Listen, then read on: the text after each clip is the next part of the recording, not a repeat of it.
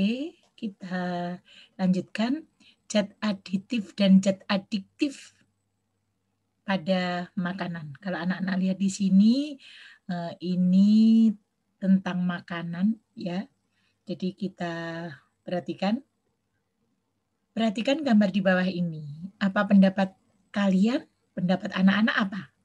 Nah, ketika di dalam suatu meja makan ada beberapa makanan, ya, di sini kelihatannya ada spaghetti, minuman ya, dan ada saus di sini. Ini ada saus di sebelah sini. Kemudian ada mayones di sebelah sana itu. Kemudian minuman manis ya. Nah, sekarang apa yang bisa anak-anak simpulkan? Apa yang bisa anak-anak lihat di sini? Ketika melihat makanan seperti ini pasti akan terlintas. Wah, enak banget gitu ya. Tapi mari kita perhatikan. Apakah makanan di atas meja yang berwarna-warni itu semua makanan sehat? Ini pertanyaannya. Anak-anak harus tahu, apakah semua ini makanan sehat? Kemarin kita juga sudah belajar ya tentang makanan sehat dan makanan tidak sehat. Oke. Kebiasaan seseorang jika memilih makanan. Nah, apa? Ketika tersaji makanan seperti ini, anak-anak pasti, aduh enak sekali, es yang mana ya yang mau saya pilih gitu. Nah, ini yang pertama, pasti mengapa menyajikan seperti ini? Orang memilih makanan karena satu, pasti rasanya enak. Yang kedua, warnanya menarik. Yang ketiga, aromanya menggugah selera. Yang keempat, kemasannya yang menawan. Ya. Jadi makanya di sini disajikan berlomba-lomba. Kemasannya juga menarik. Anak-anak lihat kan gelas-gelasnya juga tidak sama menarik. Bagaimana pembeli itu tertarik pada apa yang kita sajikan. Nah, tetapi yang harus anak-anak ketahui bahwa makan makanan yang tersajikan itu bisa jadi ada penambahan zat-zat tertentu yang disebut dengan zat aditif. Biar tertarik seperti warna ini, warna kebiru-biruan, diberikan zat tertentu. Ya, warnanya biar menarik. Oke. Nah, kalau disuguhkan juga jajanan seperti ini, jajanan tradisional ya. Nah, pasti warna-warnanya menarik ini semua. Kue lapisnya berwarna-warni juga. Nah, kue kunya juga berwarna merah. Yang kue ini berwarna juga. Nah, itu ada penambahan aditif pada makanan tersebut. Ya, yang anak-anak harus ketahui. Mengapa, Bu? Karena kalau hanya putih saja mungkin kurang menarik ini ya. Ini kan warna putih saja. Mungkin kalau bagi anak-anak kecil tidak tertarik, mereka akan tertarik yang berwarna-warni itu ya. Oke, berikutnya apa Bu zat aditif itu? Zat aditif itu adalah zat-zat yang ditambahkan pada makanan selama proses produksinya, pengemasannya, atau penyimpanannya untuk maksud tertentu. Artinya apa? Proses produksi. Ketika tadi membuat kue lapis, diberikan pewarna merah, diberikan pewarna hijau. Kalau alami menggunakan daun suji, ya. Nah, tujuan penambahan zat aditif itu untuk ini memperbaiki penampilan, cita rasanya, teksturnya, aromanya, dan untuk memperpanjang daya simpan. Bisa juga untuk meningkatkan nilai gizi makanan dengan menambahkan protein, mineral, dan vitamin.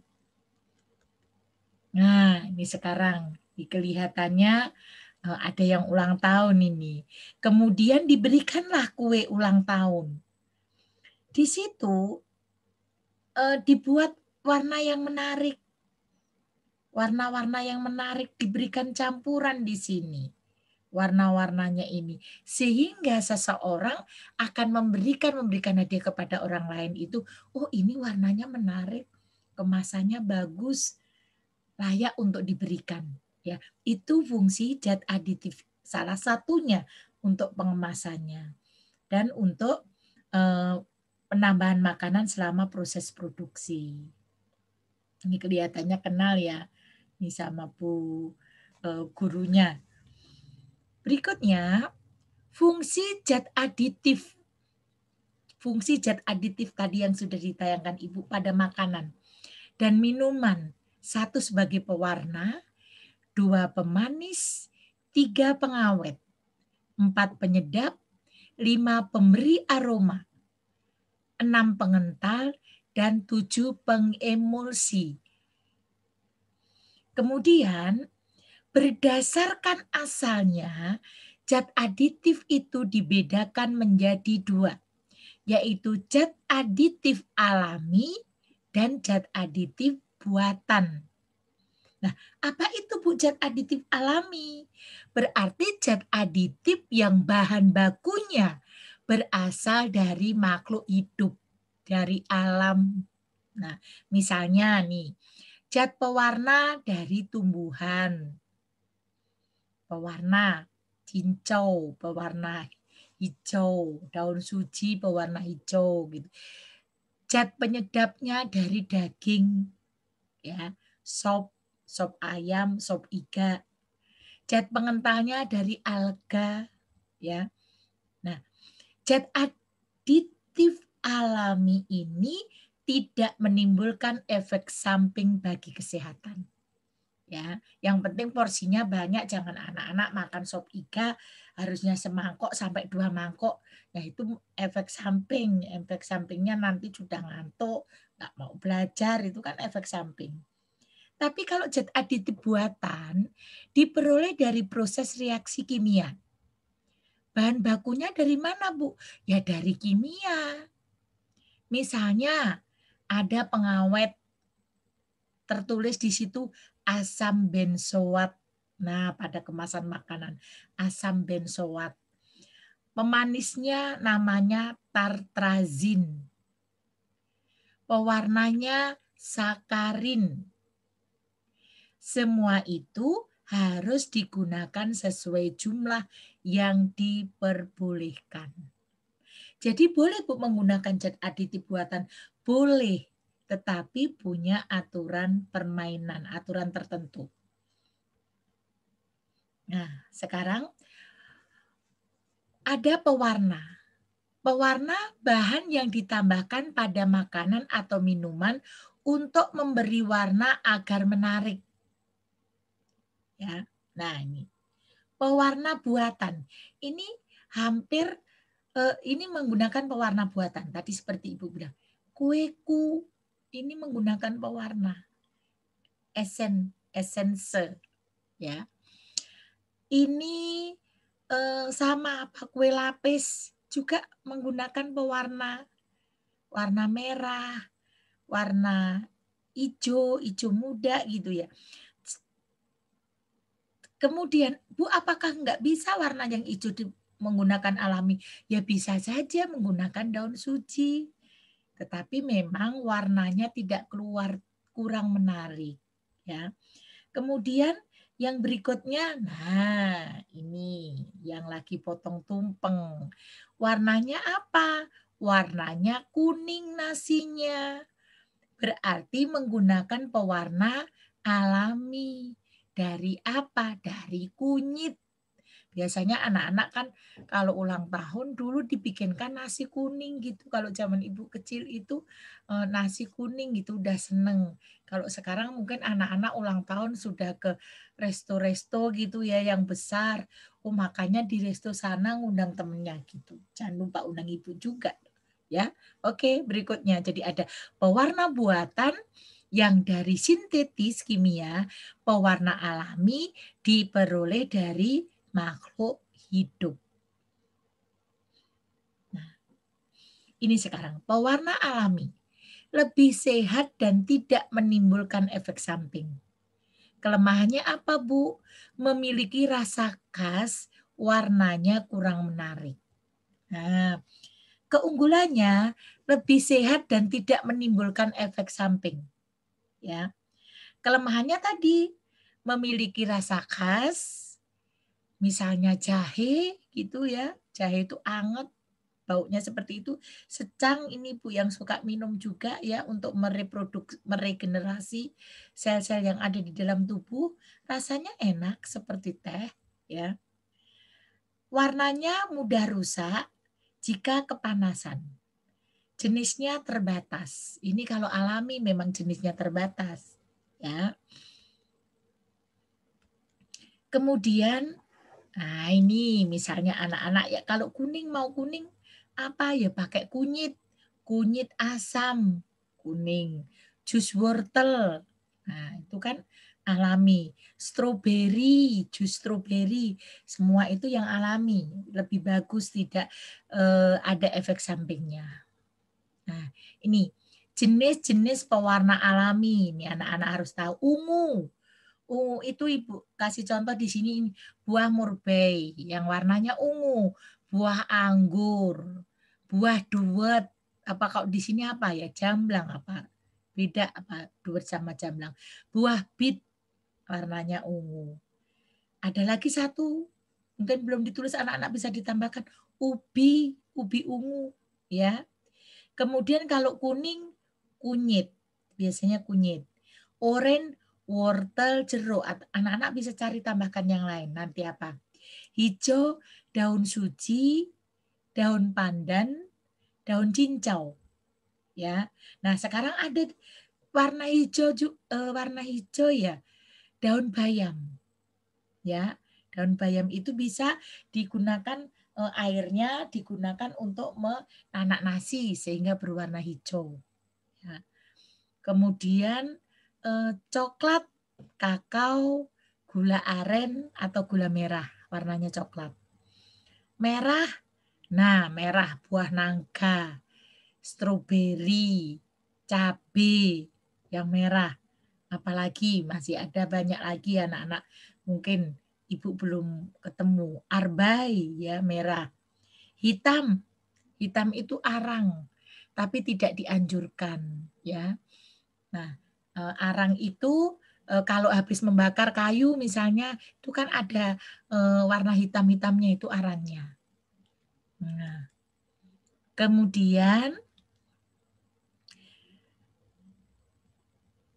pewarna buatan diperoleh dari reaksi kimia dari zat pewarna sintetis.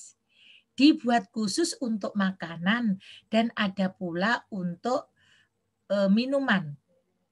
Industri tekstil dan cat juga ada. Nah, di sini contohnya. Apa sih Bu keunggulannya pewarna buatan? Memang namanya pewarna buatan ada keunggulannya. Satu, harganya murah. Dua, praktis dalam penggunaannya. Tiga, warnanya lebih kuat. Empat, jenisnya lebih banyak. Lima, warnanya tidak rusak karena panas. Nah, ya, itu pewarna sintetis, pewarna buatan. Nah, di sini ada pewarna makanan buatan yang telah diizinkan pemakaiannya. Atau anak-anak biasanya beli esense. Nah, belikan esense rasa jeruk, ya. Anak-anak minuman rasa jeruk, rasa nanas gitu. Atau kalau di dalam kemasan perisai gitu ya tulisannya. Perisai jeruk, nanas. Nah, di sini ada Bu nama bahan kimia, jenis-jenis pewarna buatan yang dilarang digunakan dalam makanan dan minuman. Ini dilarang. Jadi anak-anak kalau ada tulisan seperti ini nggak boleh dimakan. Karena apa? Ini menjadi pewarna yang berbahaya bagi tubuh kita. Karena tidak boleh nih, sudah ada nih jenis-jenis pewarna buatan yang dilarang digunakan dalam makanan dan minuman. Ya, nih dari pewarna buatannya. Nah, sekarang tugasnya anak-anak apa? Setiap siswa mengamati dan membuat laporan berbentuk tabel. Nah, ini nanti seperti ini berbentuk tabel. Berbagai bungkus pengemas makanan,